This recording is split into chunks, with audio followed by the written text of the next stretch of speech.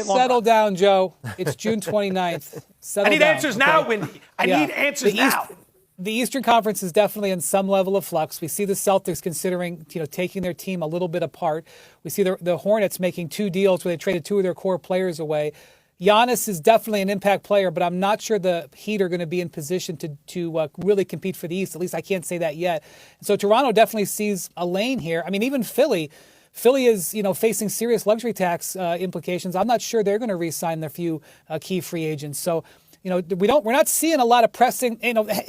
Mitchell Robinson and Landry Shamet may be on other teams by tomorrow if they Knicks stick to the Jim Dolan mandate of no second apron. Well, I'm not seeing any Eastern Conference teams that are arising as serious contenders. Waiting on Miami, we'll see. And now I see Toronto seeing that, as Vinny said, and looking to try to find that lane. Could we actually see something like this happen? I think it should be in the discussion here. I mean, I think everything should be on the table here. I think, today will play a big role. That's when Draymond Green has a $27.7 million player option. Also, the Bronny James contract becomes guaranteed in Los Angeles. Also, where the Golden State Warriors are right now, if Draymond opted in, they have not as much flexibility to offer LeBron a $15 million contract. Now, if he opted out and signed for a little bit less, that certainly opens up the window here. And now you're asking, how does the LeBron-Stephen Curry tandem match up to San Antonio and Oklahoma City? We're not quite there yet. There's got to be another move out there. And I know they're hesitant to move off Jimmy Butler, but I think if you get LeBron James in the fold, I think you have to look at all your options. This is a Golden State team that can trade 3 first-round picks and use that $57 million expiring contract and go try and get another all-star out there. Let me ask you a follow-up. If you thought about it and you had some opportunity, who could be one of those all-stars that the Warriors can make the deal for, sending Butler out, bringing this guy back to further entice LeBron to Golden State? Well, the Wizards' president of basketball operations, Michael Winger, has talked glowingly about Anthony Davis and as far as him part of the future moving forward. Davis is extension eligible on August 6th.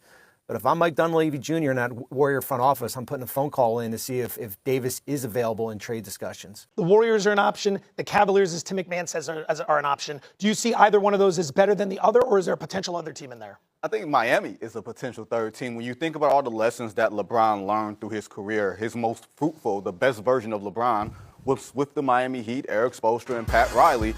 And when you look at them getting Giannis Antetokounmpo, and then they go and get Tim Hardaway, one of the best 6-man three-point shooters in the league, they're going about the business of making themselves attractive to a player like LeBron. They always are in this championship sort of space of going for it at all times. Talk about completing the circle. Didn't he do that in Cleveland already? Didn't he do that in 2016? I don't know that LeBron makes Cleveland the championship team because of some of the things that they lack that LeBron doesn't actually help them with. But with the Miami Heat, to have a guy like that to sort of glue everything together, that to me is more intriguing from a winning standpoint. Is it possible Brown and Boston can reconcile, or have the Celtics torched this relationship? Do you respond well to disrespect? Because I don't, and I know for damn sure Jaylen Brown does not respond well to perceived disrespect. The Celtics have bungled this situation from the very start. If you have made a decision that you are going to trade Jaylen Brown for Giannis Antetokounmpo, you better put every available resource in there, because you're risking something like this happening. You have a player who's out there. The league doesn't want him to the degree that you feel like you're getting commensurate value, and it looks embarrassing for the player who did not ask to be traded.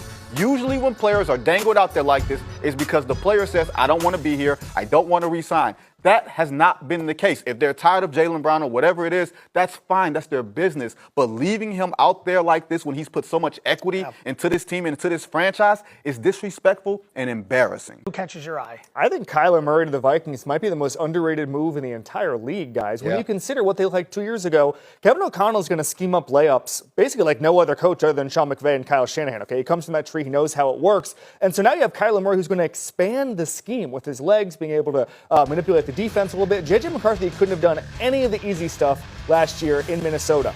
Kyler Murray's going to be able to do that. I think they're going to be what they were 2 years ago, which means NFC contender.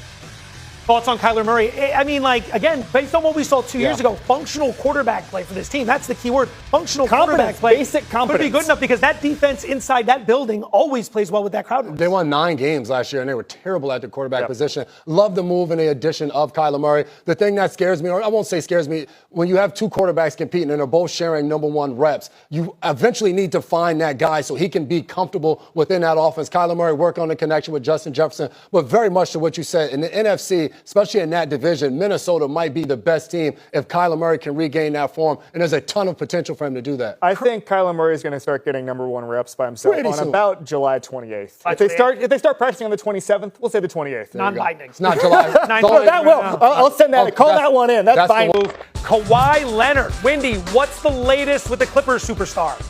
Yeah, this is lining up. This trade could happen today. I think the Clippers and the Raptors have agreed on player compensation. I think it would be Brandon Ingram, based on what I'm told, that would head to Los Angeles. What they've been haggling over is the draft pick compensation. The Raptors have all of their forward first-round picks. They have up to 4 to trade. Naturally, the Clippers are going to want multiple of those.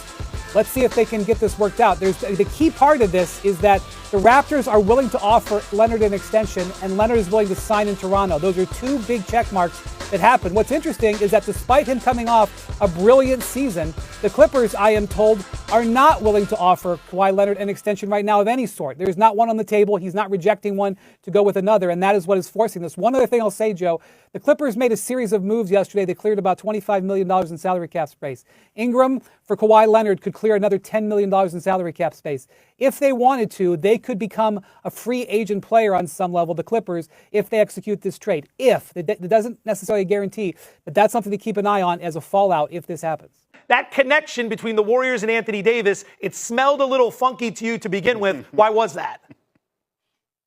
Yeah, it definitely did not pass the smell test. And look, I understand wanting to maximize your chances to compete during the twilight of Steph Curry.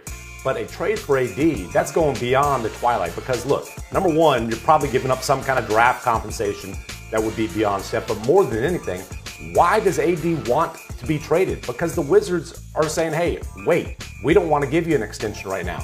Anthony Davis is owed $120 million over the next 2 years and wants a near max or max extension off of that. To be committed to max money to AD when Steph Curry's riding off into the sunset would make 0 sense for the Golden State Warriors. What does yesterday's action mean for the Warriors in their pursuit of both LeBron James and Anthony Davis? Well, when the day started yesterday, the Warriors didn't have any financial flexibility, really. And by Draymond Green opting out of that $28 million deal, it opened some options up. Now, they had to re-sign Kristaps Porzingis because in the modern NBA, you got to have a big man. Look at the teams out there you have to compete with. And so even though Porzingis only played 32 games with them all of last season and just a dozen or so games with the Warriors after the trade, they had to lock him down. So that trade or that acquisition, re-signing him, narrowed their financial flexibility down. They still have the ability to re-sign Draymond Green to a reasonable contract number and to try to add LeBron James, but it's really, really narrow, and they would really need to make some other moves to build up their team. Right now, I'm taking the Anthony Davis thing off the front burner. I do not have data that says that that's likely to happen. Now, I could change, my information could change. I do not see traction from the Wizards to want to do that. The Warriors told Jimmy Butler they're not trading him. I think the focus right now is can they get LeBron James away from the Los Angeles Lakers? That's something they're going to try to get done today. Whether or not they can pull it off, let's wait and watch. Norman Powell has agreed to a 2-year, $45 million deal with the Chicago Bulls. Sources tell ESPN. Wendy, jump in here. What more can you add on this? Yeah, when Giannis went to Miami, there was really no room left on the salary books for Norm Powell. He was an all-star last year. This is the Bulls using their cap space on a player. Maybe he stays in Chicago long term and they build around him a little bit. Maybe this is a holding deal both for him and for the Bulls to flip him later. I thought there was a possibility he could end up in Detroit, but Detroit has spent the bulk of their cap space this morning on John Collins on a 3-year deal to fill in for Tobias Harris there, who'll be moving on elsewhere. So the cap space is getting used up. Norm is a highly respected player, will help the Bulls. I don't think this is going to change the balance of power at all.